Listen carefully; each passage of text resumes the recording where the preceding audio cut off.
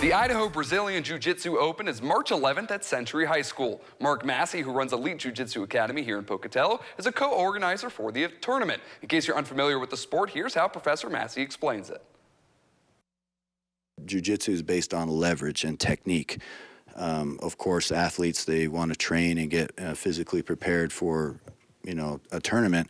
But when you focus more on technique and leverage, it really equalizes the match between a smaller person and a bigger person. Massey began in martial arts and karate and judo, but after watching Royce Grandy dominate the UFC with jiu-jitsu, he decided to check it out. I wanted to just go see if it was like a real thing or if it was, staged or whatnot. And I remember I was partnered with a 3 or 4 stripe white belt, and I had my karate black belt on, and once we were on the mat, I couldn't do anything. I realized that there was an area in my self-defense world that I was lacking, and that was the grappling portion. That if any of these students in this jiu-jitsu school took me down, like on the street, I would be in trouble. And so I decided to learn it. Now, Elite Jiu-Jitsu Academy produces champions all around the area. In fact, just last weekend, 4 students brought home 6 gold medals from a tournament. 4 of my students traveled down to Utah. They unfortunately I couldn't go with them to coach them. I had to work.